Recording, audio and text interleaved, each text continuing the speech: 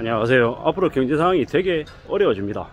많이 안 좋아지죠. 한국과 미국의 기준금리 격차 2%, 그리고 외화유출 심화, 달러 급등, 주가, 부동산 시장 안 좋아지는 것도 당연한 거고, 이러한 상황들이 계속 벌어지는데 여전히 한국의 언론은 딴 얘기만 하고 있죠. 앞으로 이제 점점 더 우리가 조커가 창궐하는 시대를 살게 될 겁니다. 이런 시대를 잘 좀 헤쳐나가는 비법, 방법 뭐겠습니까?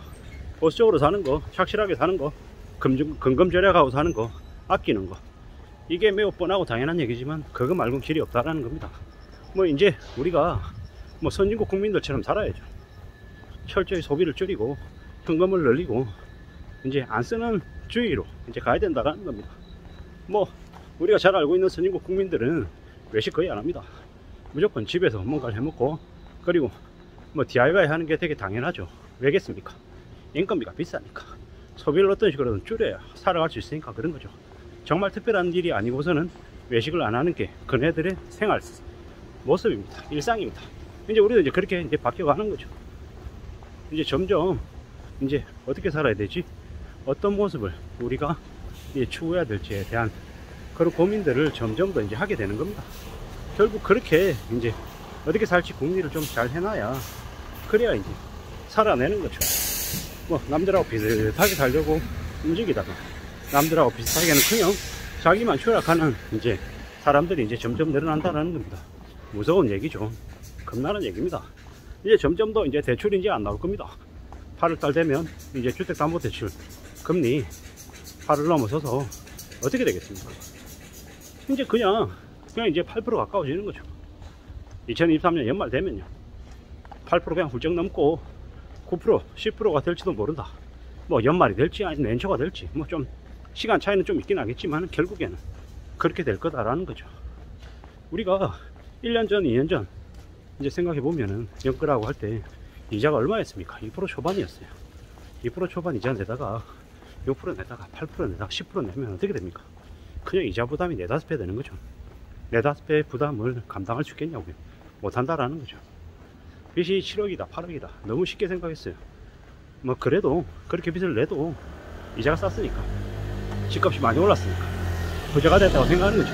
한 세 채 다 제 가지고 있는데 자산 가치로 따져봤더니 40억이다 50억이다 70억이다 그래서 내가 부자가 됐다, 그렇게 얘기하는 롯데마트 상무하다가 퇴임한 이는 또 그런 걸로 이제 자기 인기 발휘하고 책 내고 밖에 나가서 떠들어대고 하는 그런 이도 있었죠.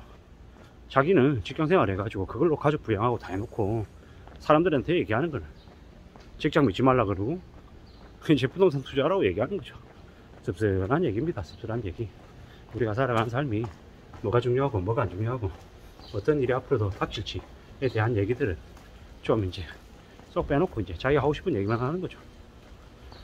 이래저래 우리가 앞으로 감당해야 될 현실은 많이 참혹하다, 많이 끔찍하다라고 보면 맞고, 이제는 함부로 자기 주소나 자기 핸드폰 번호 이런 것들 직장 동료한테도 알려주지 않는 시대가 이제 열리는 거죠. 왜 그렇게 되겠습니까? 직장 동료들 간에도 이제 불화가 생기고 이러면 내 삶이 이제 쪼이고 힘들어 죽겠는데, 직장 동료나 아니면 윗사람이 나를 괴롭힌다? 날 힘들게 한다? 그냥 칼 들고 가서 수십 번 찌르는 거예요. 나 어차피 깜빡할 건데 너 죽이고 나 그냥 들어갈래? 이러면서 이제 막장짓 하는 거죠. 가족 간에 범죄들도 창궐하고요.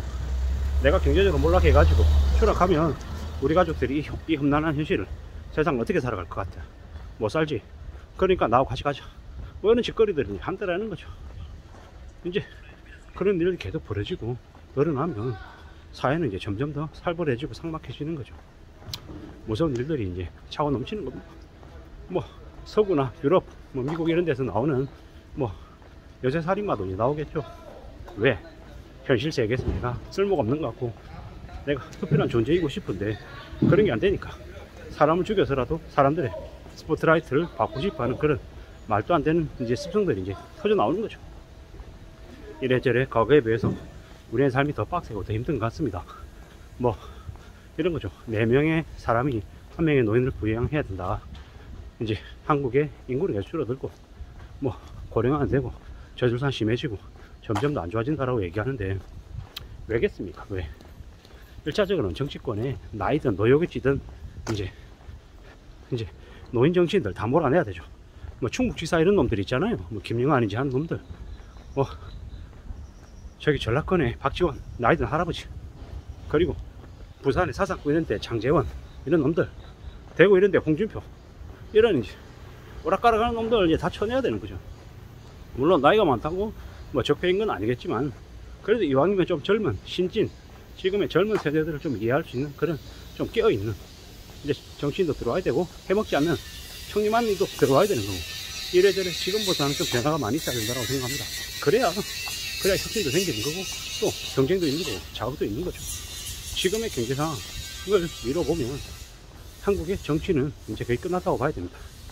더 이상 뭐 자다 우다 이런 거 따져가지고 뭐 국민들 갈라치기 하고 국민들 이용해먹고 국민들의 세금만 탕진하는 그런 짓거리들은 이제 좀 사라져야 된다는 거죠.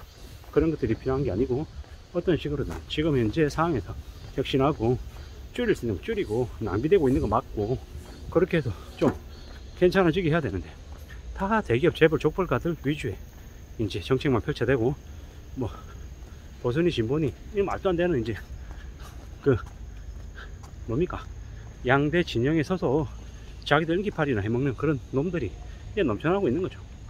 이게 지금 뭔가 싶을 정도로 계속 이제 지금 마음대로 이제 해먹고 다니고 있습니다. 어떻게든 좀 바뀌었으면 좋겠는데 쉽사리 바뀔 것 같지는 않고, 한국의 이제 상황들이 이제 시간이 지나면 지날수록 많이 이제 살벌해지고 많이 악화될 것 같습니다. 결국 일본에 잃어버린 10년, 20년, 30년 뭐 한국에도 비슷한 형태로 이제 벌어지는 거죠. 뭐 장기 저성장의 국면에 왔다, 뭐 디플레이션이다, 뭐 소비가 실종했다, 어쩌고저쩌고 얘기 되게 많이 하는데, 결국 확실한 건 뭐다? 나의 삶을 지키는 사람은 나 자신이고, 내가 항상 뭔가를 기대하거나 바라거나 욕심부리기보다는 보수적으로 착실하게 항상 없는 듯 있는 듯 소리 소문 없이 조용히 지내는 게 제일 좋겠고, 보수적으로 사는 게 좋겠고, 근검절약하고 아끼고 한 번 더 생각하고, 뭐 가족들 간에 좀 그것들을 좀 제일 중시하고, 함부로 남 쫓아다니면서 흥청망청거리고 쓸데없는 짓거리 안 하고 이렇게 살면 되지 않겠냐 라는 생각을 해봅니다. 물론 말처럼 쉽지 않습니다. 되게 힘들고 어렵고 되게 많은 각오들, 많은 용기가 필요한 모습이죠. 뭐 그렇게 살아야 될 것 같습니다. 그래야 이 험난하고 이 힘들고 어려운 현실을 지켜내지요. 지금 많이 덥습니다. 무더위가 기승을 부리고 있죠. 전기세 급나가지고 에어컨 못 켜는 사람들도 많습니다. 이런 시대에 실내에서 일하고 있다고 하면 정말 감사해야 되는 거고, 일할 수 있는 자격이 주어져 있고 일할 곳이 있다고 하면 또 감사해야 될지도 모릅니다. 앞으로 우리가 사는 삶은 점점 더 빡세지고 더 힘들어지고 더 어려워질 거다. 그렇기 때문에 좀 더 정신 차리고 좀 더 조심하면서 사는 게 좋겠다. 항상 조심 또 조심하는 게 우리한테 제일 필요하겠다 라는 말씀을 드립니다. 감사합니다.